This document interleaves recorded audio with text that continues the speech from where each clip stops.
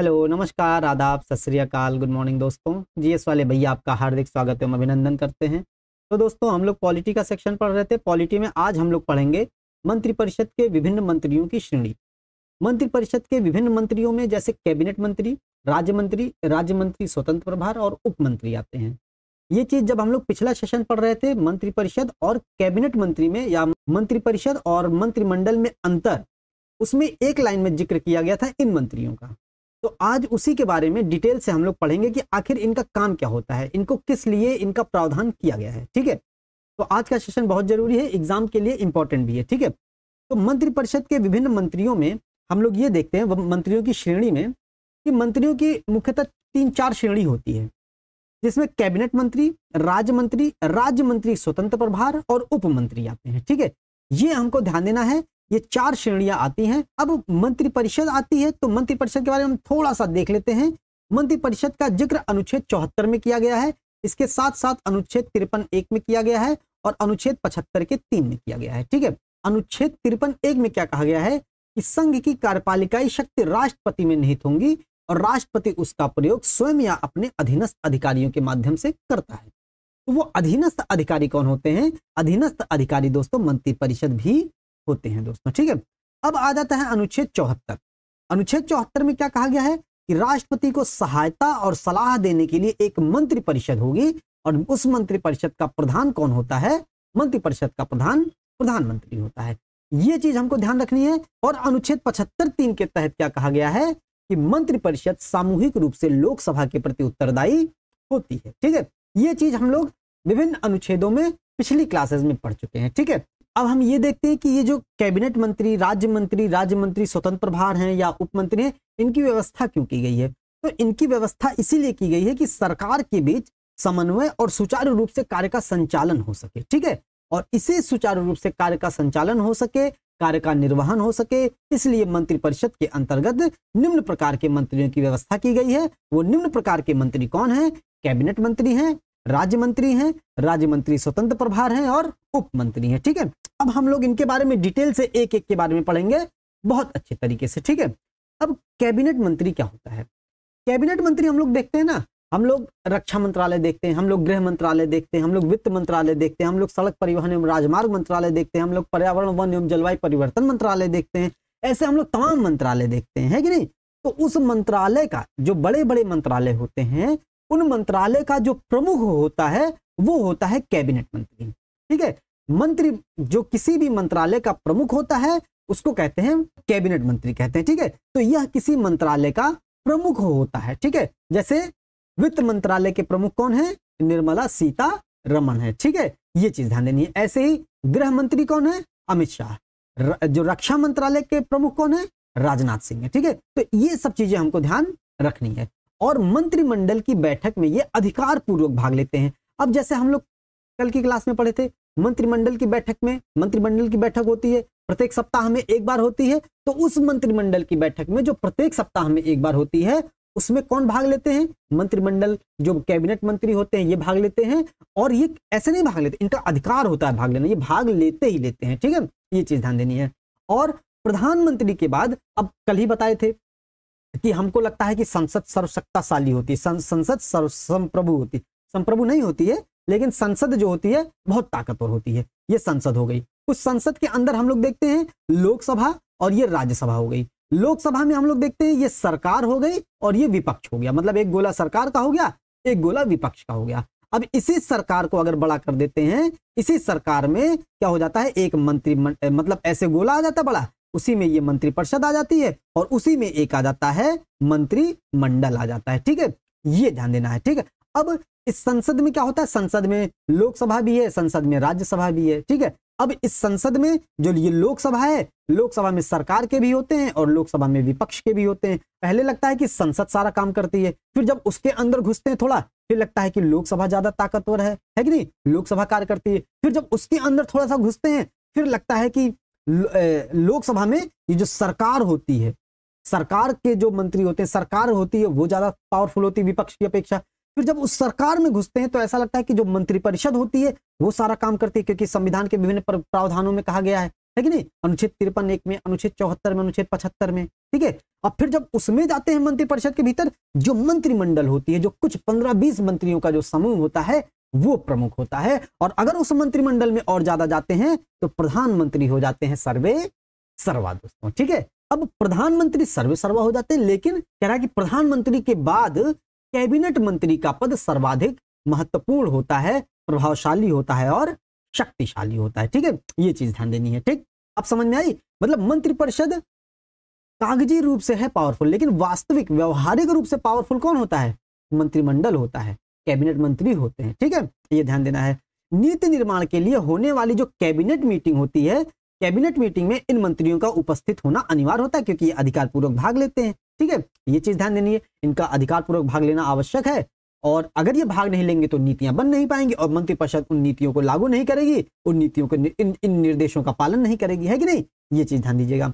अब जैसे प्रमुख मंत्रालय कौन कौन से होते हैं, जैसे गृह मंत्रालय हो गया, रक्षा मंत्रालय हो गया, वित्त मंत्रालय हो गया, रेल मंत्रालय हो गया, ये सब क्या है? मंत्रालय है, ठीक है, बड़े बड़े मंत्रालय हैं।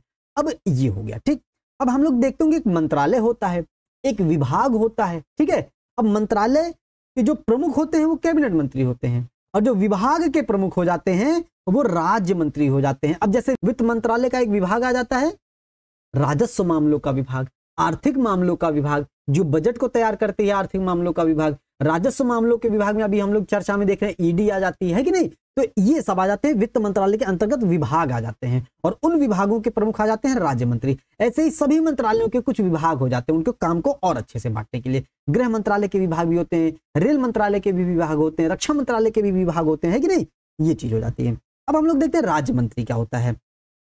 राज्य मंत्री का चयन जो होता है कैबिनेट मंत्री की सहायता के लिए होता है, ठीक है, इंपॉर्टेंट है, ध्यान देना है। जो ये कैबिनेट मंत्री होते हैं, कैबिनेट मंत्री की सहायता के लिए क्या होते हैं? राज्य मंत्री का गठन किया जाता है, मतलब राज्य मंत्रियों का चयन किया जाता है, ठीक है। अब यह किसी मंत्रालय में विभाग का प्रमुख होता है। राज्य मंत्री मंत्रालय के प्रमुख नहीं होते हैं, मंत्रालय के प्रमुख तो कैबिनेट मंत्री होते हैं, उन मंत्रालय के भीतर जो विभाग होते हैं उनके प्रमुख होते हैं राज्य मंत्री, ठीक है, ये ध्यान देना है। अब राज्य मंत्रियों को कैबिनेट मीटिंग में सम्मिलित होने का अधिकार नहीं है। अधिकार किसका है?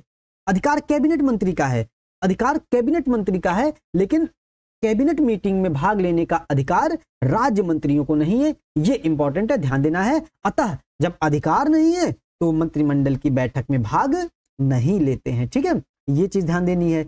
अब जैसे अब देख लेते हैं विभाग जैसे कौन कौन से हो गए। जैसे वित्त मंत्रालय के विभाग होते हैं, वित्त मंत्रालय के विभाग कैसे हो गए? आर्थिक मामलों का विभाग। अब आर्थिक मामलों का विभाग क्या करती है? बजट को पेश करने का काम करती है। क्वेश्चन पूछा जाता है कि कौन सा विभाग जो है बजट पेश करता है, आर्थिक मामलों का विभाग या राजस्व मामलों का विभाग। कई लोग राजस्व मामलों का विभाग मार देते हैं कि नहीं, राजस्व आय राजस्व व्यय समझ के, लेकिन ऐसा नहीं है। आर्थिक मामलों का विभाग बजट को पेश करता है, ठीक है। और एक वित्त मंत्रालय का अन्य विभाग आ जाता है जैसे राजस्व मामलों का विभाग, ठीक है। ये इसके अंतर्गत ईडी काम करती है, इन्फोर्समेंट डायरेक्टरेट, है कि नहीं, प्रवर्तन निदेशालय, है कि नहीं।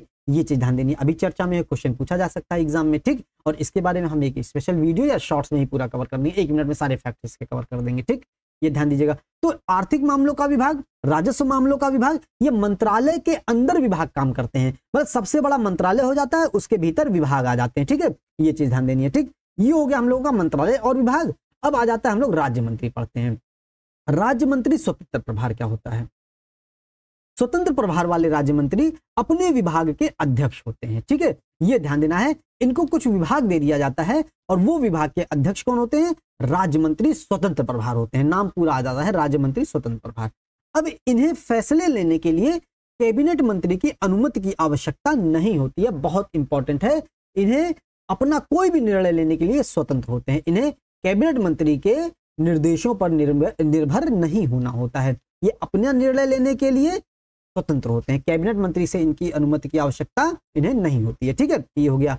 यह मंत्रिमंडल की बैठक में अधिकार पूर्वक भाग नहीं लेते हैं, ना तो ये लेते हैं और ना ही राज्य मंत्री लेते हैं, ठीक है, अधिकार पूर्वक, ठीक। ये इंपॉर्टेंट है, ना तो राज्य मंत्री लेते हैं अधिकार पूर्वक भाग, ठीक है। अधिकार पूर्वक भाग केवल और केवल कैबिनेट मंत्री लेते हैं, ठीक। ये चीज ध्यान देनी है।